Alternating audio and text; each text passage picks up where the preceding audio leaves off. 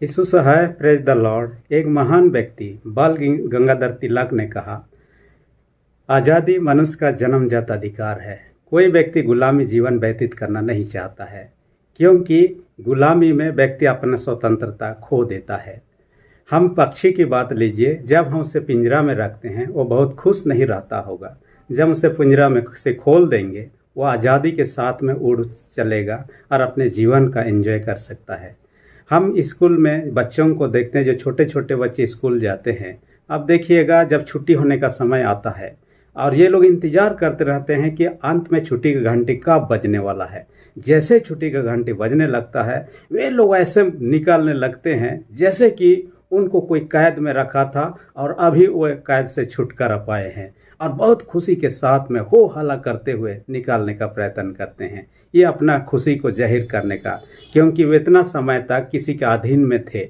हम यदि देखेंगे, कई देश जो है गुलाम अवस्था में था, उन्होंने प्रयत्न किया और अपने आज़ादी को प्राप्त किया, जिनमें से इंडिया एक है।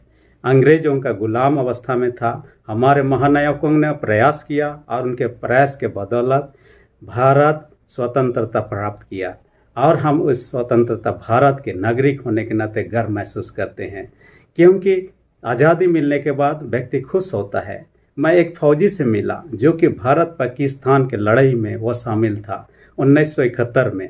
जब उनके ग्रुप ने जब लड़ाई के लिए चले गए, लड़ते लड़ते ऐसा भी परिस्थिति आई कि पाकिस्तान के सैनिकों ने उनको घेर लिया, और घेरने के बाद में उसे बंदी भी बना लिया। उसको पकड़ के उन सबों को ले लिया गया कराची, पाकिस्तान की राजधानी तरफ, और वहाँ पर उनको जेल में कैसा स्वागत किया गया, गोबर का पानी से उनको छिड़का गया, और इस तरह से उनको कई प्रकार की यातनाएं वहाँ सहना पड़ा। और ऐसे परिस्थिति में कई महीनों तक रहने के कारण से ठीक से वे सो नहीं पाते थे, उनको टॉर्चर किया जाता था, ठीक से उनको खाने नहीं मिलने के कारण से उनका रूप रंग ही बदल गया था। घर के लोगों के पास में ये खबर पहुंच गया था कि लड़ते लड़ते वे लोग शहीद हो गए, पाकिस्तान सैनिकों के कब्जे में चले गए, और उनका डेड बॉडी भी नहीं मिला। और इस कारण से परिवार के प्रियजन काफ़ी दिन शोक मनाते रहे। परंतु ये लोग वहाँ पर जेल में बंदी अवस्था में रहने के बाद सोचने लगे, शायद हम यहाँ से कभी निकल नहीं पाएंगे। उन्होंने अपने अपने ईश्वर को पुकारना शुरू किया। उनमें से किसी को आइडिया आया कि क्यों ना हम सुरंग बनाएं गुप्त रूप से, और हम यहाँ से भागने का प्रयत्न करें। और उन्होंने ऐसा प्रयास शुरू भी किया, और अपने जूता का जो नीचे होता है लोहा का अंश, उससे निकल कर धीरे धीरे एक गुप्त सुरंग खोदना शुरू किया। और खोदते खोदते कई महीनों के बाद में सुरंग तैयार हो गया। वे लोग इंतज़ार करने लगे, क्योंकि वहाँ के लोग जबकि मुस्लिम हैं, वे लोग क्या करते हैं, नमाज पढ़ने के समय में घुटना टेकते हैं। उन्होंने सोचा कि ऐसी समय को हम चुनेंगे जब वे नमाज पढ़ते रहेंगे, हम सुरंग से होकर यहाँ से निकल जाएंगे। और त्यौहार का दिन था, जब वे लोग अपने त्यौहार मनाने में व्यस्त थे, वे लोग सुरंग होते हुए निकल गए, और वे लोग दौड़ के चले गए एयरपोर्ट में। उन बंदियों में से एक व्यक्ति था जिनको फ्लाइट उड़ाने की जानकारी था, इस कारण से वे लोग उस फ्लाइट में चढ़ गए, और वो जो उड़ाने में सक्षम था, उन्होंने फ्लाइट को स्टार्ट किया। जितने बंदी थे वे लोग फ्लाइट में समा नहीं पाए, इस कारण से किसी को छोड़ना भी तो मुश्किल था। कई सैनिक लोग जो बंदी अवस्था में थे, वे लोग अपने आप को वहाँ रहना नहीं चाहते थे, अंदर में जगह भी नहीं मिला। वे लोग फ्लाइट के कम से कम पंख में, और कई लोग जहाँ भी मिला जगह वहाँ पर वे लोग बैठ गए। और बैठने के बाद में जब फ्लाइट उड़ने लगा, कई लोग ऊपर जो बैठे हुए थे वे लोग गिर के मर भी गए। परंतु कई लोग जो कि अपने वतन को लौट के आए, वे लोग अपने अपने घरों को जा पाए। जिस व्यक्ति से मैं मिला, उसके परिवार के लोग समझते थे ये मर चुका है। जब उनके यहाँ घर पहुँचा तो उनको विश्वास नहीं हुआ, पहले तो पहचान ही नहीं पाए जिस प्रकार की यातनाओं से वे गुजरे। परंतु जब उन्होंने बताया कि मैं वही हूँ और इस प्रकार मेरे साथ घटना हुई, तब उन्होंने यकीन किया, बहुत खुश हो गए। गांव के सारे लोगों को निमंत्रण दिया, वे लोग भोजी का आयोजन किया, खुश हुए। इनका आज़ादी का खुशी, उनका जीवित होने का खुशी। हालांकि ऐसे ही लोगों को आज़ादी के समय में खुशी मिलती है। इस कारण से आज भी हम अपने आज़ादी के दिन को स्मरण करते हैं, तिरंगा झंडा के ताले हम एकत्रित होते हैं और हम खुशी मनाते हैं, सेलिब्रेट करते हैं। हम यदि बाइबल में देखते हैं, बाइबल में पाते हैं कि दो प्रकार की गुलामी की चर्चा करता है। एक तो है शारीरिक गुलामी और दूसरा है आत्मिक गुलामी। शारीरिक गुलामी कहने से जैसे हमारा देश अंग्रेजों के द्वारा से 200 साल तक कम से कम गुलाम अवस्था में था और बाद में आज़ादी को प्राप्त किया, ये है शारीरिक गुलामी। और शारीरिक गुलामी से हमारा देश आज़ादी तो प्राप्त कर लिया, हम यदि अंदर ही देखेंगे, बाहरी ताकत से तो हम आज़ाद हो गए, हमारे देश के अंदर में कई परिस्थिति ऐसे भी दिखाई देता है कि आज़ाद देश में कई लोग गुलामी सा जीवन को व्यतीत कर रहे हैं। उनमें से एक दो उदाहरण को ले सकते हैं, जैसे कि हो गया बंधुआ मजदूर, जो कि बंडेड लेबर लोग होते हैं। वे लोग किसी मालिक के अधीन में सालों साल तक, पीढ़ी दर पीढ़ी, कई बार देखा जाता है कि वे लोग उसके गुलामी में खटते रहते हैं और कर्जा जो मालिक से लिए हो रहते हैं जीवन भर भी चुका नहीं पाते हैं, क्योंकि उनका कर्जा का जो होता है इंटरेस्ट वो बहुत बढ़ चढ़ के होता है। वे सुलझा नहीं पाते हैं, रिटर्न नहीं दे पाते। उनके बेटा बेटी जब पैदा होते हैं उन पर ये कर्जा लाद दिया जाता है और उनको भी काम करना पड़ता है। इस प्रकार की परिस्थिति अब भी हमारे देश में है, जो कि स्वतंत्र भारत में वे लोग गुलामी सा जीवन को व्यतीत कर रहे हैं। दूसरे और एक उदाहरण ले सकते हैं, एक तो है ह्यूमन ट्रैफिकिंग, जो कि लोगों का कार व्यापार करते हैं। मैं बीते दिन में एक रेलवे कर्मचारी से मिला राउरकेला स्टेशन में, और उस व्यक्ति ने एक बात को बताया कि अचानक से जब वह ड्यूटी में था, एक दिन एक लड़की रात के समय स्टेशन में रोने लगी।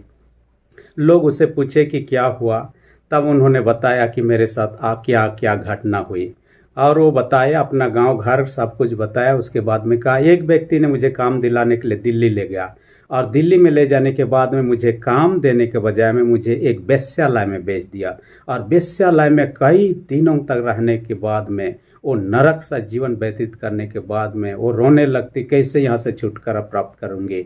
और वो खोजने लगी कि किस उपाय से यहाँ से निकाल सकती हूँ, और कई मंजिला ऊपर में रहती थी। इस कारण से उन्होंने एक दिन क्या किया, खिड़की का जो रड था उसको किसी रूप से उन्होंने हटाने का प्रयत्न किया, और खिड़की की ओर से रस्सी तो नहीं था परंतु कपड़ा को बांध बांध के, गांठ बांध के वो नीचे तक उतार गई रात के अंधेरे में, और रेलवे स्टेशन चली गई। और जो ट्रेन इधर आने वाला था उसी ट्रेन में चढ़ने के बाद में बिना टिकट, बिना खाए पिए वो आकर राउरकेला स्टेशन में उतर गई। भूख से, जबकि जब से ट्रेन चढ़ी तब से कुछ नहीं खाई थी, जिस कारण से वहाँ रोने लगी। लोग उससे पूछने लगे। उसके बाद में उनको पता चला कि यह जो लड़की है ये एक मसीह परिवार से है। उनके गांव घरों के विषय में पता लगा, तो ये रेलवे के कर्मचारी थे, अपने यहाँ ले गए। उस रात को उनके यहाँ रहने के बाद दूसरा दिन उनके घर तक पहुँचाने का उन्होंने प्रबंध कर दिया और उनको पहुँचा दिया। देखिए उनका जीवन किस प्रकार था। वो उन्होंने अपने आप से कुछ ऐसा तो नहीं किया जिनके कारण से, परंतु दूसरे व्यक्ति पर भरोसा किया, जिस व्यक्ति ने बेच दिया, और बेचने के कारण से ऐसे जीवन को व्यतीत करना पड़ा जो कि वो जिंदगी में कभी नहीं चाहती थी। आज हमारा देश स्वतंत्र है, परंतु इस स्वतंत्र भारत में कई ऐसे परिस्थिति है जो कि गुलामी की परिस्थितियों को सृष्टि कर रहे हैं। हम बाहर के लोगों से तो आज़ाद हो गए, अंदर के उन ताकतों से भी हमें आज़ाद होने की आवश्यकता है। दूसरी विशेष बात जो कहता है वो तो आत्मिक गुलामी है। और बाइबल में जब हम पाते हैं शारीरिक गुलामी के बारे में, जो हिब्रू में लिखा हुआ है वो एबेद शब्द लिखा हुआ है, और वह 800 बार प्रयोग किया गया है। जबकि एक यूनानी शब्द आया है डुलस, वो 157 बार आया है। और ये आत्मिक गुलामी शारीरिक गुलामी से बहुत ही महत्वपूर्ण बातें हैं।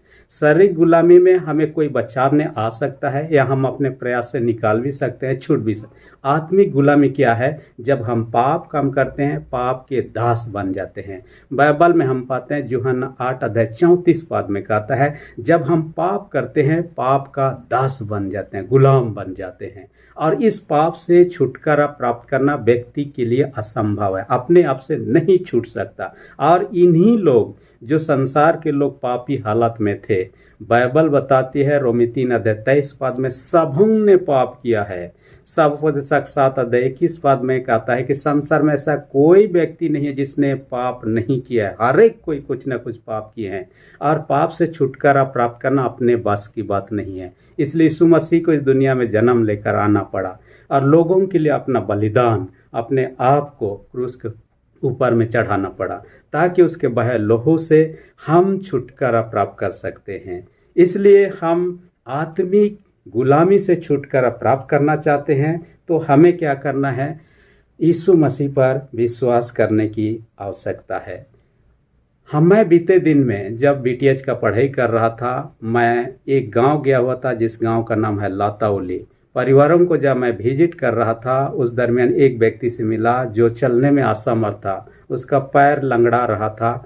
और उनसे उसका कारण मैंने पूछा तो उन्होंने कहा, नहीं, कुछ दिन पहले मैं लकड़ी लाने के लिए जंगल गया हुआ था और जंगल जाने के क्रम में जब वापस लौट रहा था, नदी पार करते हुए आना पड़ता है और नदी में हम यदि पानी में घुसते हुए जाएंगे तो बहुत दिक्कत होता है। इस कारण से हम एक पत्थर से दूसरा पत्थर देखते हुए हम पार होते हैं।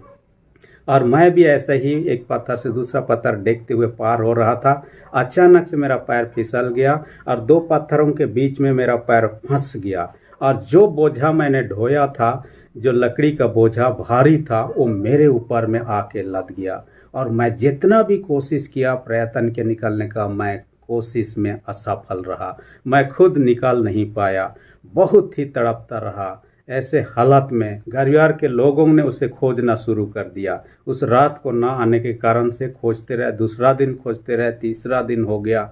एक व्यक्ति उस ओर जा रहा था, तब उनको उस व्यक्ति दिखाई दिया कि वह फंसा हुआ हालत में है। गांव के लोगों को बुलाया, वे बाहर निकाले, परंतु वह बेहोशी के हालत में था। हॉस्पिटल ले लिया गया, कई दिन इलाज के बाद में वापस घर आया, परंतु पहले जैसे वह नॉर्मल रूप से चल नहीं पा रहा था। ये व्यक्ति दबा हुआ था और अपने आप से निकालने में असक्षम था। मनुष्य पाप के कारण आज ऐसा ही दबा हुआ है, जिनसे खुद व खुद छुटकारा प्राप्त नहीं कर सकता है जब तक कि कोई उसे पाप से ना निकाले। यीशु मसीह को इसलिए इस दुनिया में आना पड़ा और हम यदि उस पर विश्वास करते हैं, उन पापों से छुटकारा प्राप्त कर सकते हैं। हमें सिर्फ उस पर विश्वास करना है, अपने पापों को पछताव करना है। 1 यूहन्ना 1:7 कहता है, यीशु का लहू हमें सब पापों से शुद्ध करता है। तीसरी विशेष बात जो हम यहाँ पर देखने पाते हैं, जो कि गलाती की पत्री 5:1 के अनुसार हम स्वतंत्र यीशु मसीह के द्वारा प्राप्त किए हैं। इस स्वतंत्र को बरकरार बनाए रखें, फिर से हम गुलामी की अवस्था में ना जाए कहता है। अब देखिएगा, किसी देश के विषय में, अपने देश को ऐसे गुलामी से बचाने के लिए वहाँ के सेना होते हैं, सिक्योरिटी सिस्टम होता है, बॉर्डर में बॉर्डर सिक्योरिटी फोर्स होते हैं जो कि हमेशा तैनात रहते हैं ताकि देश को किसी भी परिस्थिति में सुरक्षा रखा जाए, दूसरों को कम से कम अपने देश पर राज करने ना दिया जाए, ना ही उन पर अपना अधिकार जताने दिया जाए। और वे लोग अपने सिक्योरिटी सिस्टम को अलग अलग ढंग से, अलग अलग देश के लोग, बीते दिन में एक घटना को आपने देखा होगा, इसराइल देश और पैलेस्टाइन के बीच में जबकि युद्ध की परिस्थिति आई और पैलेस्टाइन की ओर से कई प्रकार के रॉकेटों को दागा जा रहा था और इसराइल के पास में जो मशीन था जिसके माध्यम से वो रॉकेटों को आकाश में ही कम से कम नष्ट करने का कोशिश कर रहे थे। अपने आप को, अपना देश को, अपने नागरिकों को सुरक्षा देने का उनका अपना प्रतिरक्षा प्रणाली जो था उसका इस्तेमाल कर रहे थे। हर एक देश अपने अपने तरह का वैसा ही व्यवहार करते हैं, वैसा ही अपने सेफ्टी के लिए इस्तेमाल करते हैं। सवाल ये उठता है, ये तो शारीरिक जीवन के लिए या शारीरिक गुलामी से छुटकारे के लिए हम ऐसा कर रहे हैं, हम आत्मिक गुलामी से छुटकारा प्राप्त करने के लिए या सेफ्टी रहने के लिए, उससे बचने के लिए हम क्या क्या सिक्योरिटी उपाय को उपयोग में ला रहे हैं? क्या हम कुछ कर रहे हैं? नहीं कर रहे हैं तो करने की आवश्यकता है, नहीं तो पाप फिर से हमारे ऊपर में हावी होने लगेगा। पहली बात मैं कहना चाहूँगा, हम विश्वास में दृढ़ हो जाए। विश्वास में कैसे? यीशु मसीह के विश्वास में। जब हम विश्वास में दृढ़ स्थिर रहते हैं, आप लूका रचित सुसमाचार 6:46 से आगे देखिएगा, वहाँ एक घटना वर्णन है। एक पक्का घर जो चट्टान पर बना हुआ, एक बालू में बना हुआ घर, आंधी तूफान आता है, बालू में बना हुआ घर गिर जाता है, और जो चट्टान पर बना घर होता है वो स्थिर रहता है, मजबूत रहता है। जो व्यक्ति यीशु पर विश्वास करता है, विश्वास में मजबूत होकर रहता है, वो चट्टान पर बना पक्का घर के समान है। जब आंधी तूफान आया, टकराया, लेकिन कुछ नहीं हुआ। वैसे ही यदि हम विश्वास में दृढ़ रहेंगे, शैतान की परीक्षा हो, कितनी प्रकार की प्रलोभन हो, हमें पाप में गिराने में सामर्थ्यवान नहीं होगा। हम विश्वास में स्थिर के स्थिर रह जाएंगे। कई पेड़ों को आप देखिएगा जिसका जड़ कमजोर होता है, हवा आता है नीचे गिर भी जाता है, लेकिन जो पेड़ मजबूत होता है, स्थिर खड़ा रहता है, जितना भी हवा टकराए। आपको मुझे वैसे ही विश्वास में दृढ़ स्थिर रहने की आवश्यकता है। विश्वास में दृढ़ होने के लिए हमें परमेश्वर के वचन के साथ संगति रखना है। वचन बाइबल कहता है, रोमी 10:17 में कहता है, विश्वास जो है वचन सुनने से होता है। इसलिए हम जितना परमेश्वर का वचन सुनेंगे, पढ़ेंगे, विश्वास में उतना दृढ़ होंगे, मजबूत होंगे। दूसरी विशेष बात हम क्या कर सकते हैं अपने आत्मिक गुलामी से बचने के लिए सेफ्टी का उपाय के अंतर्गत में, वो कहते हैं परमेश्वर के वचन का इस्तेमाल करें। परमेश्वर का वचन के अनुसार हम जीवन व्यतीत करेंगे, हमें राइट डायरेक्शन में ले देगा। हम जब भी निर्णय लेते हैं, राइट डिसीजन लेने में हमारी मदद करेगा। हम बुराई को देखते हैं, हम समझ जाते हैं ये गलत है, हमें सही डायरेक्शन में अगुवाई करेगा। बाइबल कहता है, भजन संहिता 119:9 में कहता है, जवान अपनी चाल को किस उपाय से शुद्ध रखे, तेरे वचन के अनुसार सावधान रहने से। दूसरी ओर वचन किस प्रकार का काम करता है, ये तलवार के समान है कहता है। और हम ये वचन बाइबल में ही पाते हैं, और हम पाते हैं कि ये तलवार के समान काम करता है। परमेश्वर का वचन जीवित, प्रबल और हर एक देहधलु तलवार से भी चोखा है। और इसका इस्तेमाल तलवार को किस रूप में इस्तेमाल किया जाता है, युद्ध के समय प्रतिद्वंदी को हराने के लिए भी किया जाता है। यीशु मसीह ने वचन का इस्तेमाल किया। जब इब्लिस ने उसको 3 बार परीक्षा किया, यीशु मसीह ने वचन का इस्तेमाल कर उसको पराजित किया। आपको मुझे भी उसको पराजित करने, इस वचन को इस्तेमाल करने की आवश्यकता है जो तलवार के समान है। तलवार का क्या ताकत है आप सब जानते होंगे। मैं जब कॉलेज में पढ़ रहा था, हमारे एक सहपाठी था, उसके पिताजी बहुत ही बोसगिरी वाला व्यक्ति था और कई अपराध जुड़ा हुआ था। इस कारण से वो घर से बाहर ही रहा करता था, कभी कभार घर आता था क्योंकि पुलिस कभी उसे पकड़ सकती। एक दिन जब घर आया हुआ था, पुलिस को पता चला तो पुलिस उसे पकड़ने के लिए चले गए। जैसे ही पकड़ने के लिए घर आए, उनको पता चल गया, उन्होंने तलवार निकाला और जो पुलिस के अधिकारी आगे खड़ा था उसी पर चला दिया, उसका मुंडी को पूरा ही काट दिया, वहीं पर नीचे गिर गया। उसको देखकर बाकी जितने पुलिस लोग थे वे इधर उधर भाग गए और वह व्यक्ति वहां रात के अंधेरे में फरार हो गया। हालांकि वो पहले से अपराध से जुड़ा हुआ था और ये उनके लिए नई बात नहीं था, और तलवार के कारण से वो फिर से वहाँ से बच निकलने में। मेरा यहाँ कहने का पीछे उद्देश्य गलत नहीं, मेरा कहने का तलवार का जो ताकत है वो इस्तेमाल किया। परमेश्वर का वचन इस रूप में काम करता है। शैतान और प्रलोभन जो चीज़ आता है उनसे हम बचना चाहते हैं, ये वचन जो है तलवार के समान भी काम कर सकता है। तीसरी विशेष बात जो कहता है वो कहता है आत्मा के द्वारा हम समर्थी हों। परमेश्वर के आत्मा को अपने जीवन में आमंत्रित करें, और परमेश्वर का आत्मा क्या करता है, हमें सामर्थ्य देता है। जब भी हम गलत काम करते हैं, देखिएगा बैंक सब में अलार्म लगा हुआ रहता है, कोई भी यदि इधर उधर छूछा करेगा, चोरी करेगा, अलार्म बजने लगता है। वैसे ही हम जब गलत काम करने लगते हैं, पवित्र आत्मा हमारे अंदर में अलार्म बजने लगता है और हमें इंडिकेट देता है ये गलत है, सही नहीं है, और हमें कम से कम बुराई करने से, पाप करने से बचाता है। पवित्र आत्मा को अपने जीवन में आमंत्रित करें। बाइबल कहता है, यूहन्ना 14:23 में कहता है, जब हम परमेश्वर से प्रेम रखते हैं और उसके आज्ञाओं पर चलते हैं, तब परमेश्वर हमसे भी प्रेम रखेगा और हमारे साथ आकर वास करेगा कहता है। इसलिए पवित्र आत्मा के माध्यम से हमारा अंदर वास करना चाहता है, तो हम परमेश्वर से प्रेम रखें, उसके आज्ञाओं को माने। पवित्र आत्मा हमारे साथ में रहने के लिए आए। पवित्र आत्मा सामर्थ्य देता है, हर परिस्थिति में आपको पाप में गिरने से बचाएगा, आपको सही डायरेक्शन में अगुवाई करेगा।